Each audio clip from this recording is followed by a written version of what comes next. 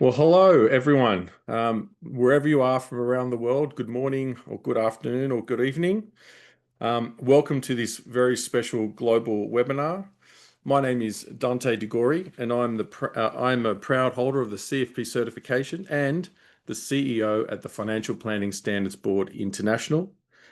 FPSB is the standard setting body for the financial planning profession and the owner of the CFP marks globally.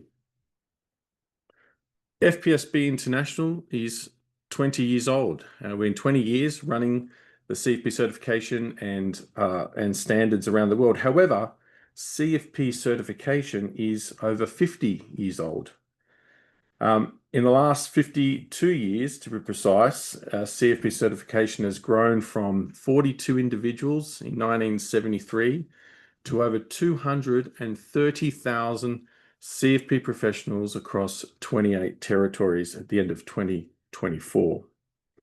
We are an emerging profession and on a mission to foster a global financial planning profession through our standards and the CFP certification program.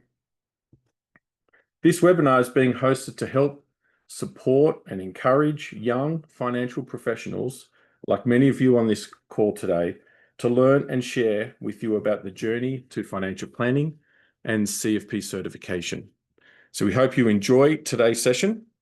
There are over 760 of you joining this particular webinar. We'll be hosting again later this evening, my time, for the other part of the world, in particular Asia, the Asia APAC region. And so we're really excited. There's almost over 1,600 registrations all up in respect to this webinar, and almost 40 different countries represented, all the way from Australia through to Zambia. And so we're very excited by that as well. Just some housekeeping before I introduce our panel, and some housekeeping in respect to today's session. So captions and translations. Attendees can turn on captions and live translation via the show captions button at the bottom of your screen. There will be an opportunity for you to ask questions, please. So as the panel are talking and as we're discussing their journey, please feel free, if you think of any questions, to pop them in the Q&A box, and we'll answer as many of them as possible at the end of the webinar. In respect to, some of you may be curious about whether or not there's continuing professional development points, CPD points or CE points in respect to this program. If you're part of an affiliated territory, you'll need to speak to your affiliate organization in respect to whether they'll be awarding any CE points in that respect. So that is up to each individual jurisdiction in terms of any possible points. If you have given us permission, your details will be shared with your affiliate organization so that they can process any CPD or CE points. This session and recording are copyrighted to FPSB International. And most importantly, please relax and enjoy the session. So, introducing our panel, we have this panel is for young CFP professionals, which we've defined as under 40. Though I don't meet that criteria, our panel member do. And so first we have Tyler Glebe, who's from Canada. And look, one thing about Tyler is that when he's not financial planning, he loves skating at the local ice hockey rink. We have Ellen Harkin, who's a CFP professional from Ireland, and she's our newest minted CFP professional on the panel. And we have Rudolf Geldenhuis, who's from South Africa, and he's also the recent winner of the Financial Planner Year Award in South Africa. So you have a great panel of individuals. Very excited to get this going. And look, I thought best to, in terms of kicking off this session, we're going to hear from each of them to give a little bit of introduction, more introduction about themselves and their journey. And I'm going to kick off with Tyler first, from Canada. And so Tyler, perhaps give us a little bit of an introduction of yourself, where you're from, when you became certified, etc., just so that the audience can know a little bit more about you. Yeah, great. Thank you, Dante. And thank you, everyone, for joining today. Looking forward to the chat. So, a little bit about myself. I've been in the financial services industry since 2014, right out of university. Joined a local sort of planning wealth management firm here in Ontario, Canada. Learned the ropes, learned how to do everything from the back office all the way to the front office. And my career brought me over, interestingly enough, to the robo advisory space to learn that front as well. But after a year or so there, I sort of missed that relationship aspect of financial planning and found myself full circle back into the financial planning world. And since then, I was certified in 2022. So been a CFP professional for a few years now, and really deep into that relationship business and really deep into the planning space, which is what I love to do. So that's a bit of the trajectory. Excellent. Thank you, Tyler. We'll dig a little bit more into your transition from robo back to holistic planning. Ellen, over to you. A little bit of introduction about yourself. Thanks, Dante. It's great to be here with yourself, Tyler, and Rudolph this afternoon. I'm dialing in from a rainy Dublin, Ireland, but we had a nice summer, so don't feel too bad for us. I'm a certified financial planner working here in Dublin, Ireland. I've been in the financial services industry for the past 5 years. And before this, I was actually working in marketing, so I made a bit of a career pivot. And that's a decision that I'm really glad that I made. When I was working in marketing, I was working both in Ireland and in the US. So in 2022, I became a qualified financial advisor and a European financial advisor. I then continued my studies and the experience element. And then last year, I was delighted to receive my CFP designation. Most recently, I completed my master's in financial services, which is ran through the Institute of Banking here in Ireland in conjunction with the University College Dublin. I work in Davy, and Davy is Ireland's leading wealth management and investment banking services provider. It's quite large. We've over 900 people working across 5 office locations. I'm based in our head office here in Dublin, and we've been around for nearly 100 years. It's a great place to work, and I've really enjoyed growing my financial services career here. We've a lot of in-house expertise, not only in planning, but in pensions, tax, investments. So you're just constantly learning. So it really has been a great place for me to go on this journey. I really enjoy being an active member of the CFP community here in Ireland through the FPSB, and we now have over 1,000 practitioners, which is great. So yeah, delighted to be here today, and so thanks everyone for tuning in. Thank you, Ellen. That's fantastic. And Rudolph, over to you, please. A bit of an introduction about yourself. Yeah, good afternoon, everyone, from a beautiful Cape Town at the tip of Africa. We also have financial planning here, and it's becoming a maturing profession, which is so wonderful to see. I've been lucky enough to call financial planning my first and hopefully my last career. And it's just been the most wonderful experience growing and learning with not just financial planners here in South Africa, but globally, which is why I'm so excited to be part of this webinar, because there's a profession outside of your own country, which is amazing. And I'm an independent financial planner here in Cape Town, and we really are fiercely independent. We believe that's an important part of our value that we have as financial planners, is to make sure that independent of product, independent of solution, you can just be there guiding clients through different life transitions.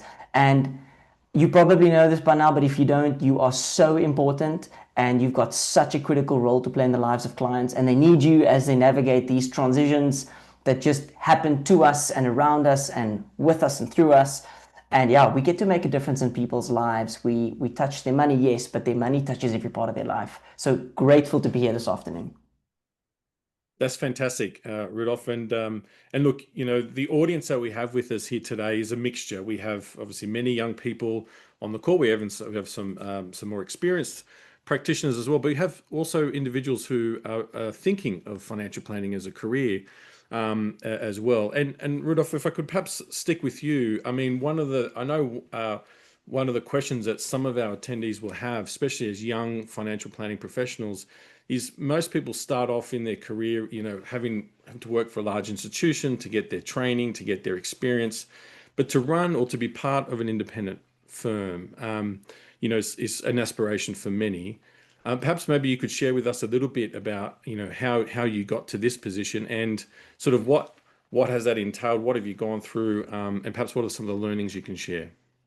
Yeah, I think every territory will be different in terms of what it takes to have a license as a smaller independent practice. And I mean, we see consolidations happening across every country in the world when it comes to financial planning businesses. And again, your independence or your ability to give great advice isn't necessarily tied to your organizational size. You can be in an organization as large as Ellen's and still do incredible work with your clients. If you want to be in a smaller boutique, it's maybe for a different reason, like having an equity ownership stake or just maybe being closer to the decisions, if that tickles your fancy. But at the end of the day, if you feel like you're called to being a financial planner, where you are today within a large organization still undergoing training, or whether you started your own shop and you're still figuring a lot of the things out, you still can have an impact in a client's life today if you're still in the morning and you've got a meeting later today, or as you wake up tomorrow morning and you go to the office, you can really make a difference where you are. But what's great about being in a smaller organization is you can set the vision for the practice, because there's so many different clients out there needing different things, and there's no one right way of doing financial planning. Whatever it looks like in your life, however you want to contribute to the clients in your practice, the clients in your proximity, you can do that. And in a smaller practice, you probably have a little bit more autonomy to, I guess, write the blueprint of what the feeling is of the practice, of what the kind of services that you deliver would be, and how often you see clients. So yeah, wherever you are, don't necessarily think that the grass is always greener somewhere else. You might be in a small practice and you might have massive benefit if you transition to a larger organization like Ellen's, where there's support and different disciplines where you can learn from and you work in a wider team. So you just need to be very clear on what you want and what the possibilities are out there for you in order to get there. Yeah, that's excellent, Rudolph. And I think that's you make a really good point. I mean, it really depends on what people want individually to achieve, what they want to be able to do in respect to the process of providing advice and how they may want to do that. And I think, again, people also want to have different experiences as well. So it's sometimes not knowing perhaps, which is the right fit for you, and it's a bit of a learning process as well. And so, Ellen, perhaps with you, I mean, I think the firm that you're with is probably one of the larger ones. As you said, it's the largest in Ireland. Perhaps give us a little bit of an insight into your world, your day-to-day, and what it's like working for this great firm. Yeah, absolutely. It was great to get an insight from you there, Rudolph. That was really interesting. I think when I look at my day to day, no 2 days are the same, but then again, no two clients are the same. And I think that's what keeps it really interesting. I could be meeting with prospects and clients, sort of looking at designing and delivering a financial plan. And I think that side of the job is really interesting because you're actually helping people achieve their specific financial goals, and they're putting that trust in you. And I think that's really, really important and something to be really mindful of as a financial planner. But then on the flip side, I feel like I get to work with specialists who are just so knowledgeable in their chosen fields, whether that be tax or investments or pensions. And as someone who's been starting off in the career the last couple of years, I just keep asking questions. And I honestly think that is just so important. Just keep asking people, how they would approach a certain situation or scenario. And I think although I work in a very large organization, I think you can be quite entrepreneurial in how you go about your day to day. And I think you can really lean on those resources that are available to you. And that's something that I definitely have done. And I'm grateful for that, that my company has allowed me to do that. I feel like there's a great learning experience that comes with being in a bigger firm. So that's something that I've definitely benefited from. Yeah. And I imagine as well, Ellen, I mean, I guess this is also the reason why there are so many different models is because clients, consumers like choice, right? And so I imagine one of the attraction perhaps for you and your firm is that people trust the brand or the firm, the fact that it's been there for such a long time and is reputable. Do you find that in terms of perhaps client choice? Absolutely, absolutely. And as I said, no two clients are the same. And I think that's what's really interesting about our job as financial planners, whether you're Tyler in sort of his own practice, whether you're me in a bigger organization. I think it's a very interesting career, and I think you get to meet so many people, whether that be clients who come from different backgrounds and they want to achieve different financial objectives, or whether that's more the colleagues you interact with, whether they be in your firm or in your network. You're constantly meeting people, and I think it is very much a people-centric career, and I think that is what attracts people to it. And that would be one message I want to get across today. If you're considering the CFP, it is a great way to sort of feel that you're interacting with not only your colleagues but also clients on a daily basis. And I think that's for me one of the highlights of my role on a day to day. Excellent. Thank you, Ellen. And Tyler, back to you. Perhaps share with us a little bit about your journey and sort of the day-to-day for you in terms of your practice. Yeah, very similar to the two previous speakers. And what's interesting within our firm being possibly a little larger than Rudolph's, obviously not to the scale of Ellen's, but what we're really focusing on and being a client-obsessed firm is we're really altering that client experience and how we're delivering these financial plans. So if you were to rewind a few years ago, our delivery was much different than where it is today. So being a nimble, smaller firm, independent as well, we're able to alter that process and really gather feedback from our clients to see what they want and how are they actually going to achieve their goals based on how we're actually delivering these plans. So a bit of an example was, rewind a few years ago, it was more so that traditional financial plan, many pages, to today where we really shrunk it down, PowerPoint, other sort of tools to really help enhance and elevate that experience and really make it fun and engaging for the client. So our experience has elevated and has really transitioned a lot throughout the years. And I find it very, very interesting as being a planner and being part of this process and being part of the decisions that are being made. So I think that is the beauty of the smaller independent firm. And getting to see that at the client level, at the base level, in the meetings with clients, getting to see things being executed where perhaps they were not before. So we're constantly tailoring our process. That's never going to change, I don't think. And I think that's what's really exciting about the profession is, yes, we have the technical knowledge and we have a great team. I can speak for myself. I have a great team around me that I could lean in to get that technical expertise, but we're all on the same page in the sense of we want to drive this client experience because that is the nucleus of what we're doing here, and that's what really matters. Yeah. And Tyler, that's great. I do want to, I will circle back. I think some of the innovative ways in which you deliver the financial plan and that process with clients, I think is really interesting, because I know traditionally and even today, a lot of financial planners and firms still deliver the 80, 90 page financial plan Word document. But circling back a little bit about your journey, I mean, you touched on at the start about you going into robo-advice, and I know robo-advice was definitely, something that was big, 10 years ago. And obviously today we're talking about AI and the influence of AI. Perhaps maybe you could first share a little bit about, what was the pivotal moment for you to leave the robo-advice sort of model and come to where you are, and then a little bit about your thoughts about, in terms of, obviously technology, something that you're interested in, how you see that perhaps playing going forward for you. Yeah, and so when I was with the robo advisor, I think it was a great learning experience from the technological standpoint and learning how to optimize the investments. The thing is, you're playing in a certain sandbox. And there's only so much financial planning you can do just based on the model. So the technology aspect and the learning aspect was fantastic.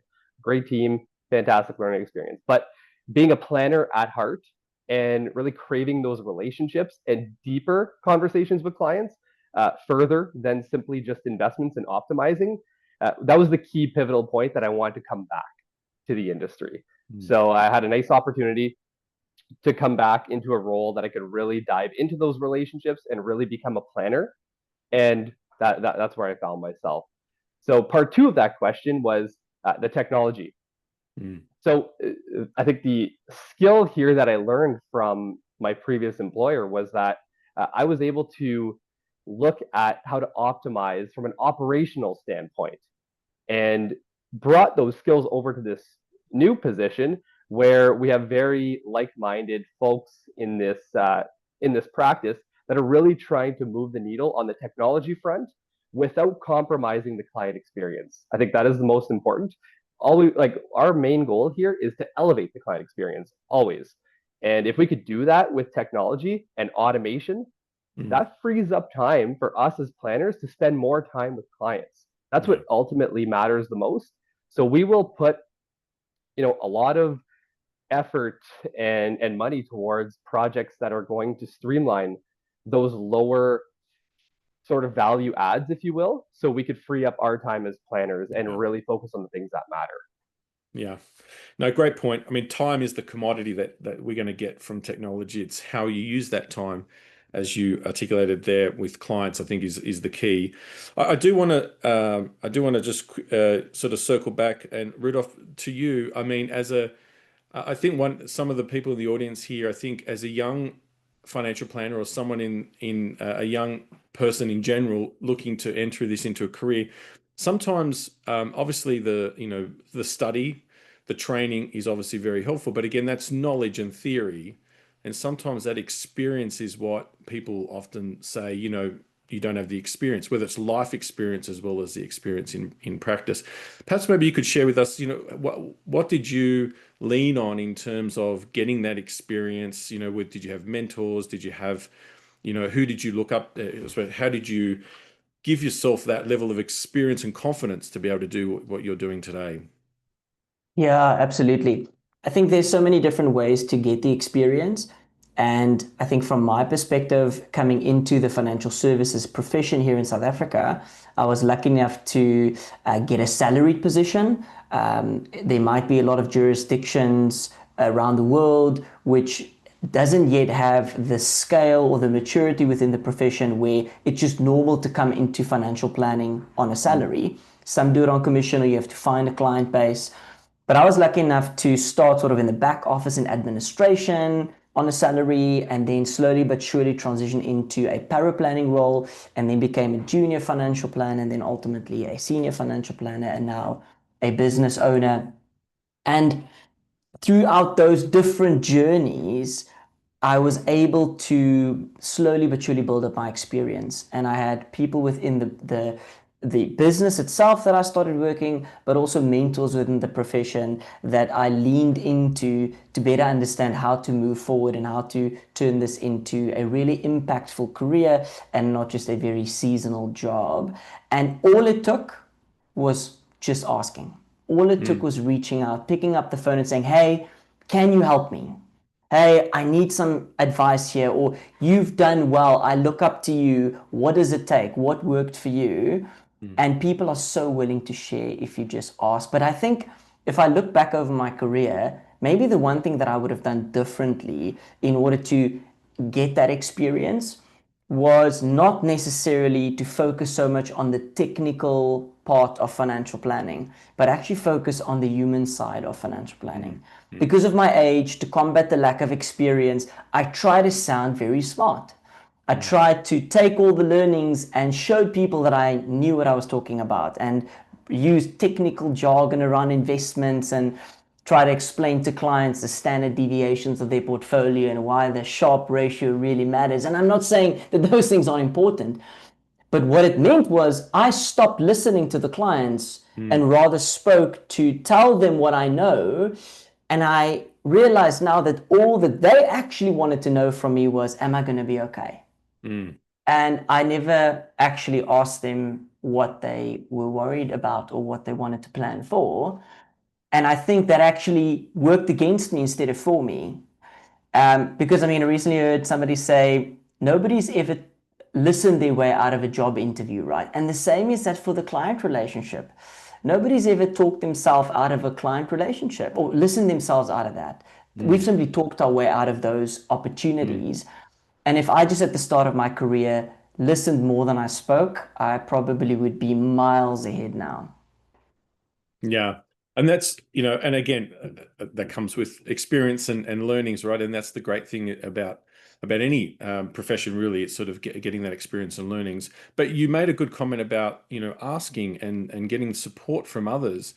And for me, one of the things that I think is so great about our profession is that I haven't met a financial planner that isn't willing to help or support, and especially in the CFP community, there is such great individuals who are just so willing to help others. And Ellen, I wanted to perhaps bring you in here because I think mentorship was something that was really impactful for you.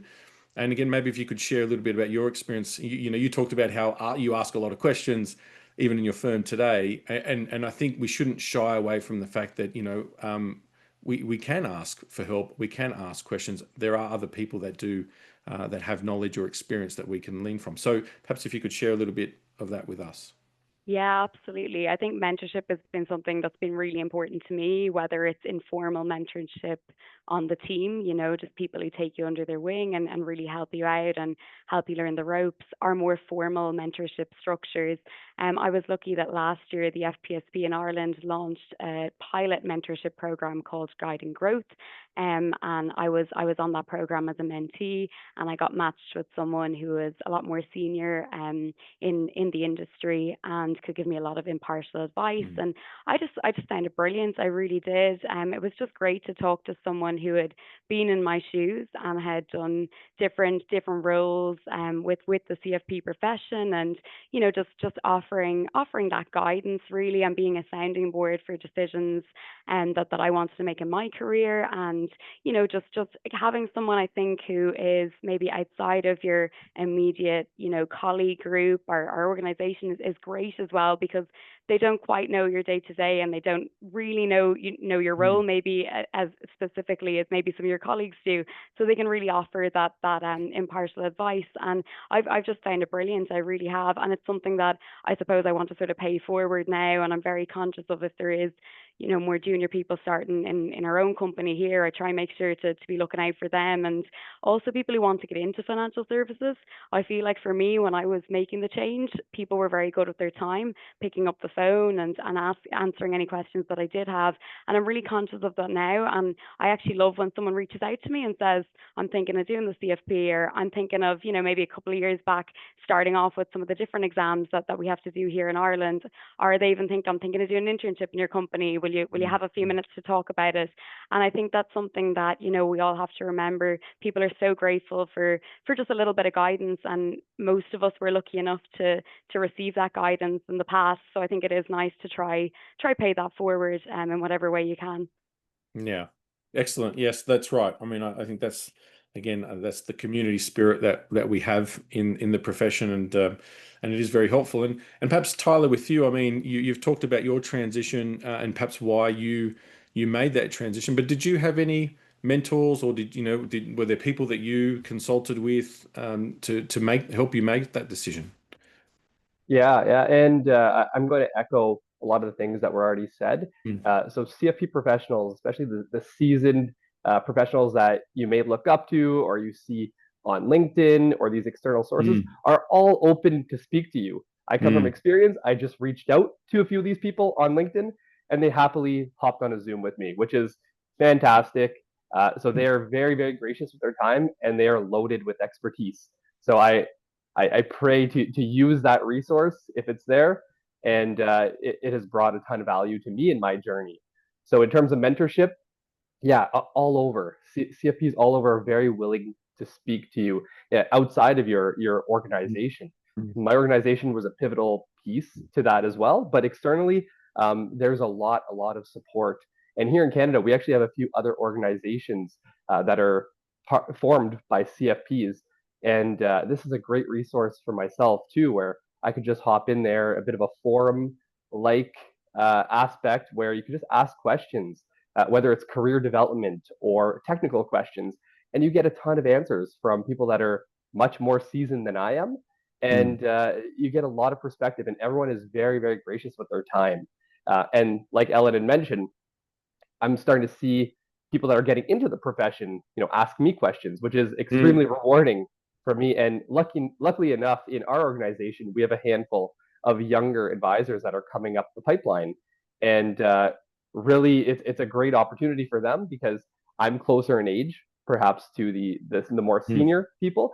So it's a great conduit to pass down that information that I'm learning to these younger advisors, and we're really continuing that flow and really keeping that door open to ask questions. And I'm finding myself still to this day doing this all the time, just constantly asking questions to our peers because everyone is willing to participate and give you some good advice. Yeah, and that's great. And look, you're right. I mean, that's part of, all three of you here are giving back in terms of sharing your experiences. There are people on this webinar today who are looking for that inspiration or to understand that the journey is possible, but there isn't one only path, right? I think which you all demonstrated. And I think perhaps to touch on a little bit here, Rudolf, I'll probably come to you here in terms of now that you're in this role and you're in your own practice here, as a business owner, perhaps share with us a little bit in terms of maybe how are you managing your client relationships? Anything sort of unique or interesting that you'd like to share in respect to how you manage your clients, and then also a little bit about in terms of you being a business owner as well as the practitioner. Again, for some people, they might see that as daunting in respect to sort of having those different caps on. Perhaps if you could share how you manage that, how you approach that. Yeah, absolutely. It'll be a pleasure to do so. So when it comes to being a financial planner, being a dad, being a husband, being a business owner, being a friend, being within the community, it's overwhelming. And I think it also paints a glimpse into the lives of our clients around the kind of stuff that they go through and have to grapple with. And I think as a practitioner within the firm, we've been very intentional about being crystal clear around why we do what we do. We make a big point around ensuring that our clients has a clear understanding of their own why. Because the what and the how of financial planning, what I've learned over the last number of years, is actually the easy part. Yes, it's an important part, but it's the easy part. But the most difficult part is actually unpacking why a client doesn't want to or does want to invest, or why they want to protect their risks in a certain manner. And it makes the planning real if we keep coming back to that central why, like Simon Sinek's most recent book starts with why, I think is the title. And it's so helpful because that's when clients actually follow through.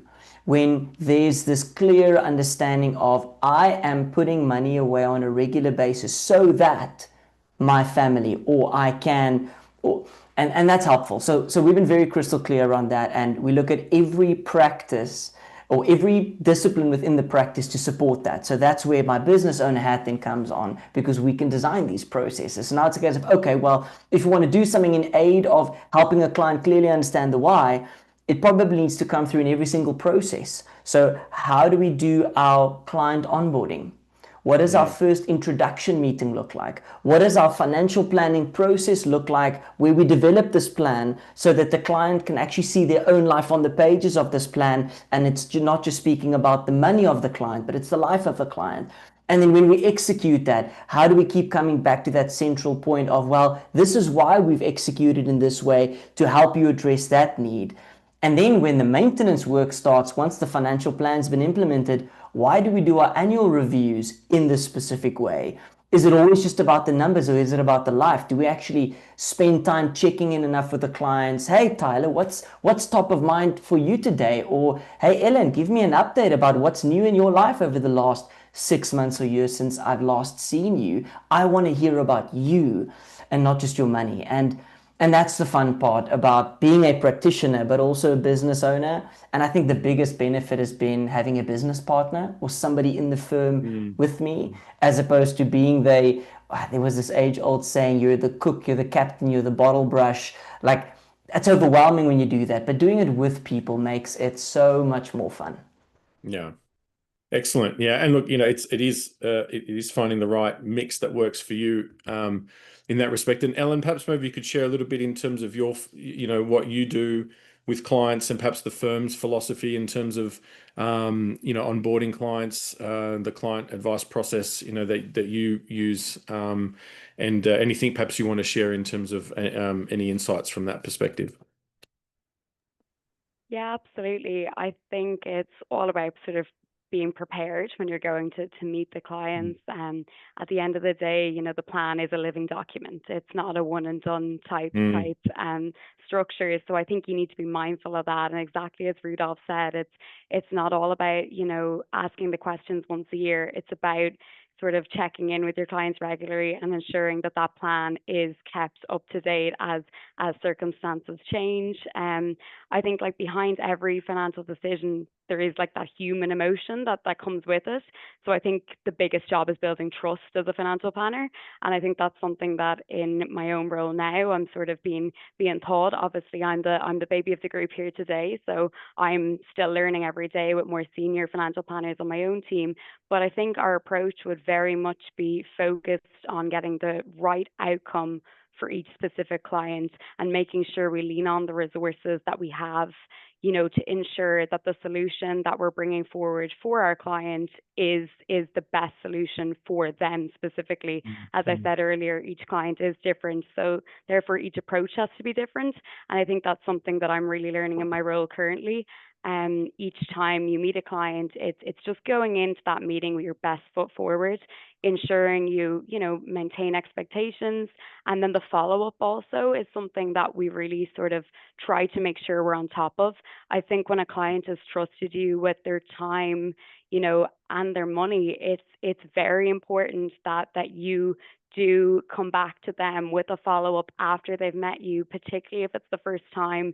Sometimes they can be quite nervous. It can be very an emotive topic, your financial information. And I just think that the follow up and just keeping in constant contact, as Tyler and Rudolph said, is just of utmost importance. And that's something that we lead with definitely here. That plan is a living document. Circumstances change, and we're going to be with you on that journey. Yeah, excellent. And clients do devolve lots of personal information, and sometimes you know more about them than their own spouse does. Yeah. Tyler, perhaps maybe a little bit in terms of, I think you did touch on this a little bit before in terms of the approach you take with clients, perhaps maybe the philosophy of your firm in terms of onboarding and dealing with the client relationships, and perhaps maybe you could share a little bit more about sort of the innovative ways in which you are getting your clients engaged with the financial plan itself. Yeah, for sure. Our mantra or our philosophy is really peace of mind. That's all we want our clients to walk away with, is when they're dealing with our firm, they know that we have it handled from A to Z. And that's really what we want to do. If we go back to the onboarding with a prospect, for example, there's a lot of work that goes on upfront. Some people may find it overwhelming, but we find it very, very important that we need to really understand your situation, your family situation, before we get into this relationship. We want to be a partner, not necessarily an advisor giving you advice. We want to do this together. It's going to be a long-term relationship that we want a two-way street of engagement. So we put a lot of emphasis on that client experience up front, and we focus on planning at the beginning. Before we do anything about insurance or investments, we're really focusing on the plan and making sure that we have a solid roadmap in place before we talk strategy. Because we want to know that we understand the client's situation, and the client needs to know that there was a good communication stream between the two of us. So we use that meeting, if you will, as an opportunity to really prove that we understood the client's situation, and to give the client an opportunity to say, hey, maybe you know what, I actually forgot to give you this critical piece of information. And then that could really change things when it comes to recommendations and our planning process. So we put a lot of effort at the front end on really understanding the client to ensure that we're a good fit both ways moving forward for a relationship. And then once we are, assuming we are a good fit for one another, Then we really get into a rhythm, a service calendar, if you will, where we have many touch points. So we're going to get in front of all these things, because the last thing we want is the client to say, hey, did you do this? And a deadline perhaps passed. And the client doesn't know that we took care of something for them. That goes back to that peace of mind aspect. We want our clients to say, you know what? We know that they have it covered. I don't even have to ask. So we are looking for that confidence when we're dealing with clients. So constant touch points is something that we really value here as advisors and for planners. And by those client touch points, we often get something else come up, because you just start talking about something with a client, and then they say, oh, you know what? I just had a granddaughter, or I just did this or that, and that we take note of that, because we really need to understand the client's life, like the others have mentioned on the call. So what we think is almost the most important is these client touch points, and making sure that we are always ahead to ultimately give the client a peace of mind. Yeah. I was going to say that touch base of, has the client actioned, sometimes, you walk away from the meeting, the client is, goes back to their everyday life and forgets and does. And I'm guilty of that as a client as well. My CFP professional, if they're watching, I'm sorry, but I don't always follow through as well on those actions and need reminding. I'm going to, just in terms, I want to stick on the innovation and aspect of maybe the delivery of advice, or what you're doing that's might be innovative in terms of engaging with the client. And so, Tyler, again, perhaps maybe just with you, you talked about perhaps the different ways, the different mediums that you're using to perhaps deliver the advice. Is no longer just this dry, 30, 40, 50, 80 page document. Perhaps share with us some of the unique things you're doing, and what are clients responding to? What are they finding, or what are you seeing as sort of the ones that they're getting most response from? Yeah, so like we already mentioned, transition from that more dry document to more of a PowerPoint engaging presentation. So this is what we've been focusing on at the upfront portion of the onboarding process, is really an interactive presentation where we're just snipping pieces of that financial plan and not really regurgitating the full document here, but really looking at the things that matter the most to the client, but ultimately touching on all the soft points that ultimately matter the most to the client, and really making it conversational. So we find that clients see that we're prepared when we're able to put that up on the screen and really dive into the qualitative and the quantitative aspect, but not too much on the quantitative aspect, and really have that open dialogue with clients. So we've been getting a lot of good feedback on that process up front on the onboarding side. And what we have been doing recently on the innovation side is trying to tie everything into one sort of portal, if you will, where we could see the client's financial lives at a glance, from insurance to investments to retirement planning, etc. And we could see what services are being utilized at the firm level. Because I'm sure I could speak on behalf of many planners here, but some clients may be utilizing your firm for investment purposes only, and you probably push them to explore retirement planning or explore other types of services, and there just isn't really a nudge. So we're trying to put that front and center to say, hey, there's a big piece here that you're not utilizing, and we have expertise, and we have some good planning around this that we could really bring more value to your situation. And we're trying to put that more up front and center in terms of like an interactive platform where every meeting, we're just putting it up there and talking about these different things that matter the most at that point in time. But if there is something that a client does want to talk about, we could just circle back and just go back to that tile and talk about that. So we're really investing a lot of time and resources to build out this full comprehensive platform that covers everything, from services and to what the client wants to talk about. Excellent. And Ellen, I'm going to ask you in terms of maybe some innovation or anything innovative that's been done at the firm, at your firm. But before I do, just a reminder to the attendees, please, if you have any questions, put them in the question and answer box. We'll be looking to get to some questions in about 5 minutes' time. So Ellen, yeah, any innovation or unique sort of things that you guys are doing, perhaps in terms of engagement with clients or the delivery of the advice? Yeah, I think one thing that we're very good at is sort of sharing cases that maybe went well or sometimes didn't go as well. And I think we do have a very good method for sort of sharing that, and people can sort of ask questions and people can give advice how they would handle the situation. And I think it's good because, you know, by hearing all these things, you start to notice maybe the pain points within the process. And as a result, we're focusing a lot at the moment on optimizing the whole financial planning process, entirely within the organization. I'm actually involved in a working group at the moment, and I'm really enjoying that. And we're just looking at what could save us time, what could just really change the way we structure our day to, as I think it was Tyler was saying earlier, just to give us back more time that can be spent with the client rather than maybe on more of the admin or more of the putting the information into the systems, things like that. So we are putting a lot of time and effort and investment into the whole optimization of financial planning. And I think a lot of other firms are doing the same.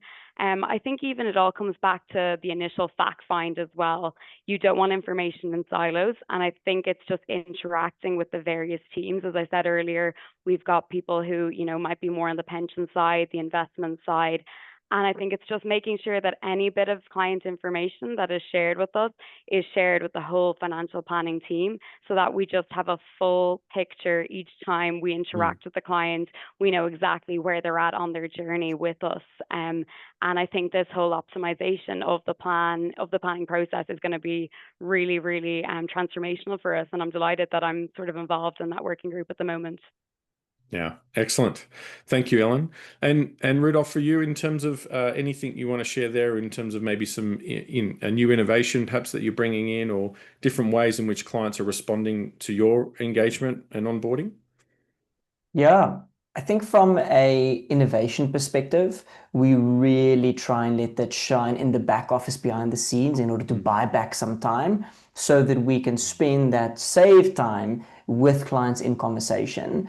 But from a technology perspective, I think to Tyler's point around having an interactive approach, we found a great piece of software that is a visual display of not just the client's financial life, but of their life as a whole. So on this piece of software, on a single one-page printout, a client, when they come into a meeting, when they see us for an annual review or a catch-up, or just we send an update, when they look at that one picture, they don't just see their balance sheet.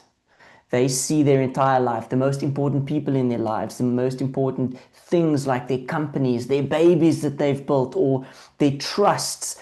And it's so great because I don't think a lot of people have that opportunity to look down on their own life and have it all seen so simply and so, I guess, clearly. Because most of the time we keep the information in our heads. And if we try to make the decisions based on things swimming around in this mess and confusion and overwhelm, we can't really think clearly. Literally parts of the brain that's responsible for critical thinking shuts off.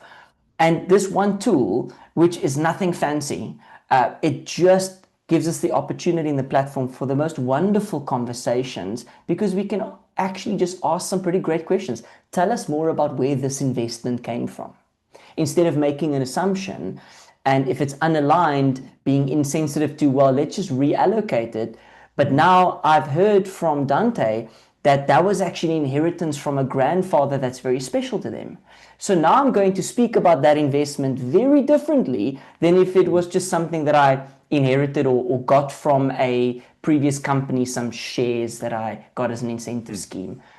Yeah, so yeah, the technology is there for better conversations. Yeah, excellent. Well, thank you. And look, we are getting some questions through, but I suppose I do want to ask, and I'm going to stick with you, Rudolph, in terms of professional development. I think, you know, you mentioned at one of your comments about especially being young and coming into the profession, you know, your technical know-how and knowledge was what you sort of clutched onto as sort of your to demonstrate, you know, your value, I suppose, with clients. But obviously experience and that life experience is really important. But in terms of maintaining and ensuring that you do remain up to date with your skills and knowledge technically. Could you share with us maybe any specific sort of professional development that's really been helpful for you that you would recommend to others on the call, and your approach to professional development more generally?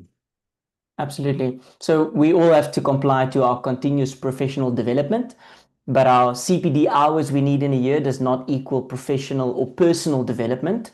Hopefully we can find some alignment in terms of the hours that we need, also speaking into how we become better at our craft. But I think from a lot of jurisdictions around the world, your hours are normally very technically inclined. So it's attending an investment conference, and that gives you a couple of hours. So what I have found the most helpful in my career, and I wish I did it the year that I started, I did an introductory behavioral coaching course. So not with the intention of becoming a life coach, but learning the skills that great coaches use to have a better conversation. And the biggest eye-opener for me was how much in conversations generally I would speak versus how much time I would give others the opportunity to speak. And it was never that I did it selfishly because I wanted to just hear my own voice, but I was just so excited all the time about connecting with people as an extrovert, but actually realizing that I'm not giving somebody the platform to actually tell me what they really want. And I found that that was a way that I was able to demonstrate my experience even more because the client was already sitting in front of me. The hard work was already done. They Googled me beforehand and they were comfortable enough to come and see me. So why now in that meeting try and show them how smart I am instead of just showing how much I care about them and their success? But yeah, so that if you want to do something to really exponentially increase your own abilities, do like a coaching course. It'll change your life.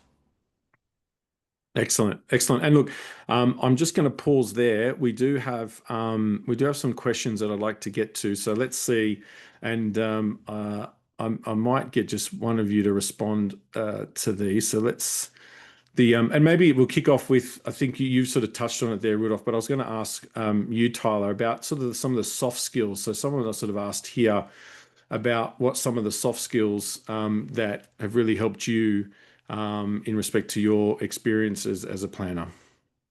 Yeah, I think it's interesting because Rudolph had mentioned it a couple times, but it ultimately comes back to listening. I've been, and I think Ellen could probably attest to this as well, but as you are a newer advisor or planner in the industry, you are trying to prove your worth and prove how smart you are. And ultimately, that doesn't really matter. And just having that skill, of listening is immensely valuable. And I think it's difficult because I don't know if it's a skill that you could take a course and learn. I think it may come from learning the hard way and going through. I think it does help having, people that are seasoned tell you constantly that you have to listen. But I think the softest skill that you can really lean in on and be good at is listening. And this is something that I struggle with, and I'm going to be learning every day, and I'm trying to improve every day on how to be a better listener. But I think this will pay dividends in the long run. Yeah. Excellent. Ellen, there's a question here which I'm going to ask you. It says that this is an experience that this CFP professional has, in that younger generations are more attentive to financial planning than, for example, those that are older. Is that an experience that you see? So, in terms of the different age groups of clientele, are you finding the young generation, your generation, are a little bit more attentive to their financial needs? I think in some ways they are, but I think in other ways they're maybe more attentive to investing rather than financial planning. That's something I've definitely experienced, and I think a lot of it comes from social media, and there's a lot of people who speak about investing rather than financial planning, and I think that's sort of the key to it. I do think the younger generation are very eager to put their money to work, but sometimes I think it's our job to ensure that we're giving them sound financial advice based on their own individualized objectives. And I think that's where we need to come in. So I think they're very versed on wanting to invest. I wouldn't necessarily say the younger generation are that as interested maybe in financial planning as their parents might be. And I think that's maybe somewhere that we, that we can definitely work on as younger CFPs to ensure that we are highlighting the importance of having a financial plan. Yeah, excellent.